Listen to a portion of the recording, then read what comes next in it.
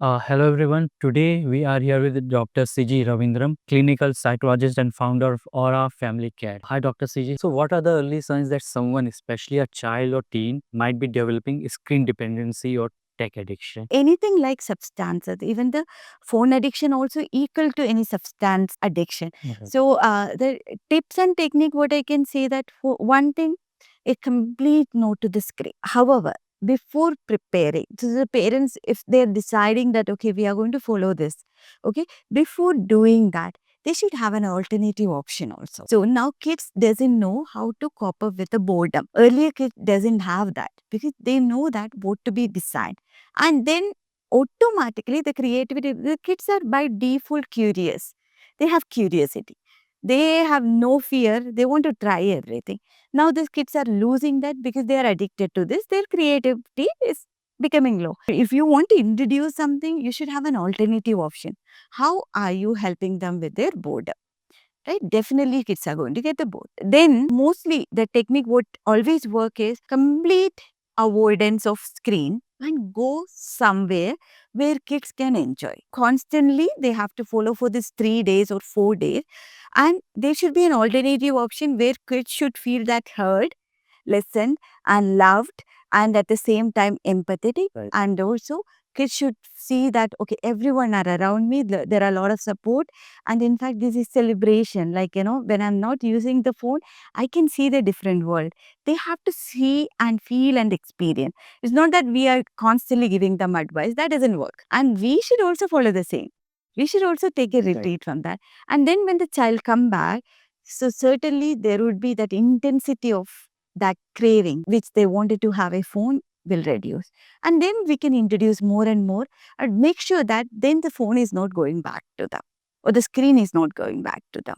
That we should ensure. And we should have different alternative option to make them busy also, which they are enjoying. It's not that some parents, what they do, they'll put them into different classes and put them exhausted, and the child will not be relaxing. Not that.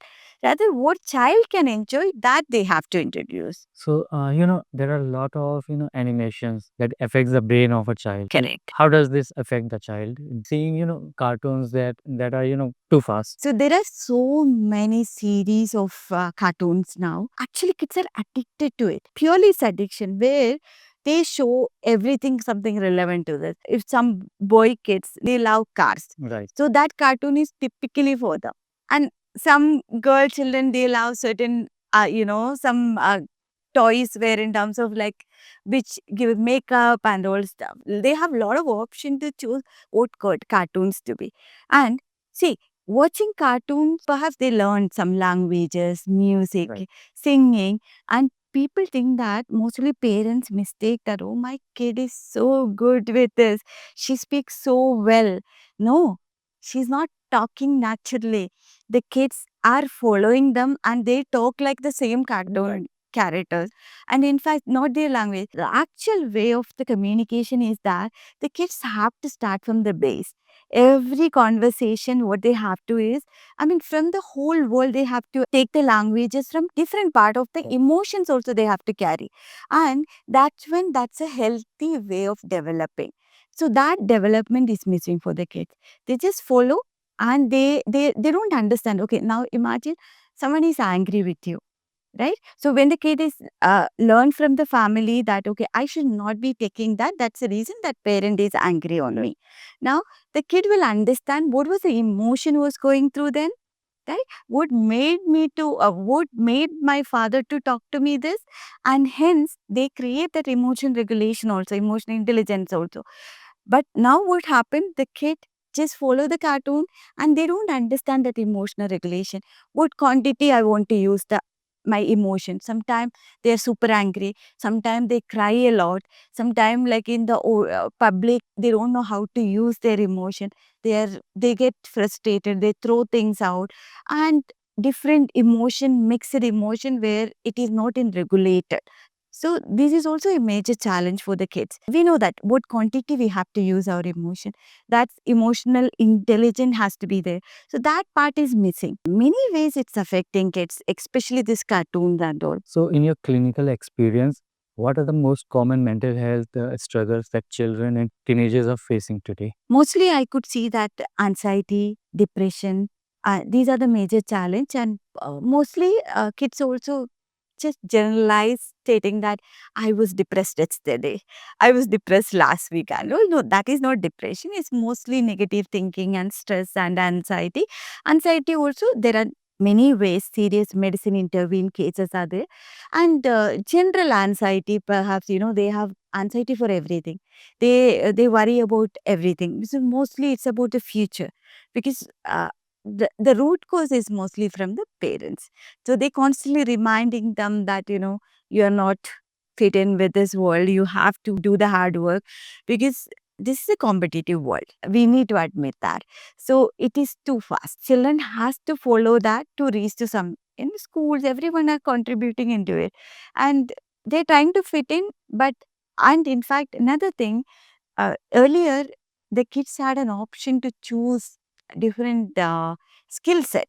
Now parents want the kids to excel in everything, so they send them for, like, that even in school there is a principal and vice principal and teachers, and when they come home there is another principal and vice principal. Yes. So they're too strict, right? Because schools, at least kids have some choices. Here they don't, because we are offering them food and shelter. So they are meant to listen to us. That kind of a emotion we create into them. So perhaps the parents will have a lot of challenges in their work stress and all. So somehow they dump into the kids. Like, parents are becoming more critics, because they say that, okay, we are working hard for you guys and we are earning a lot only for you, to give you better education, and you guys are not following me, you're not focusing on education, and a lot of the typical parenting language, and that makes them stress, because they are confused. Perhaps kids will have different learning disabilities like dyslexia or dysgraphia, or different things will be there, and mostly parents will not understand that, and they do send them for different tuition, and every hour they will have tuition, different classes like football, cricket, whatnot, and the kids are exhausted, and once they come home it's not a home, rather this is another strict boarding school, Right. right? So they'll have a timetable. Kids can't be that. Kids has to have their own time where they can relax and pose and celebrate and enjoy, and everything has to be because earlier it was that once they come from the school they'll have some homework and studies, and they had their own time to celebrate. Now it's not. So that's something need to be focused. That's what I feel always. So school pressure seems to be increasing. Do you think academic stress is becoming a major cause of mental health issues among kids? Very much, very much. School gives a lot of pressure, and parents also contribute into that, Yes. because parents' expectation are too high.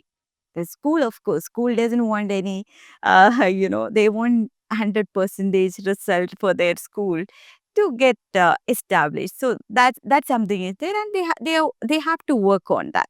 See, because one thing, as I told before, every kids are different.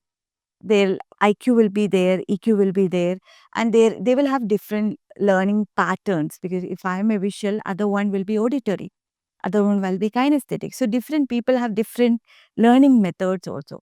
So if I push you for being visual, it doesn't work, because their learning system will be different. So hence, and besides, kids will also have some learning disabilities, as I told. ADHD kids are increasing, dyslexia. So different learning disabilities will be there for them.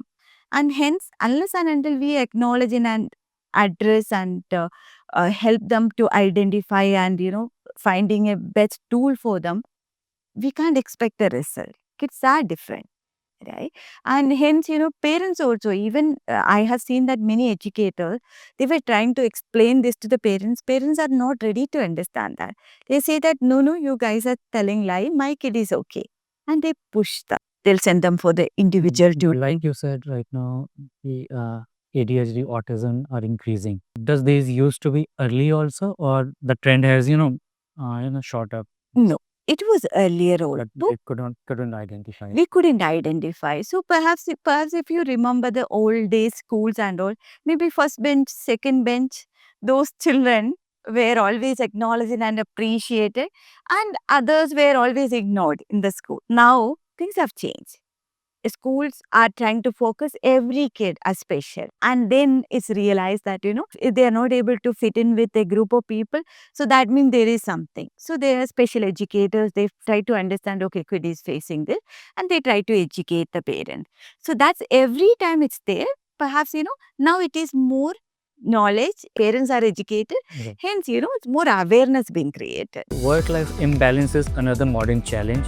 You come from the work, your personality is defining that based on the work. My mood is not good. You can't say that it's you. The mind-body connection. If heart attack is increasing, Right. if anything happens to your mind, it's affect your body.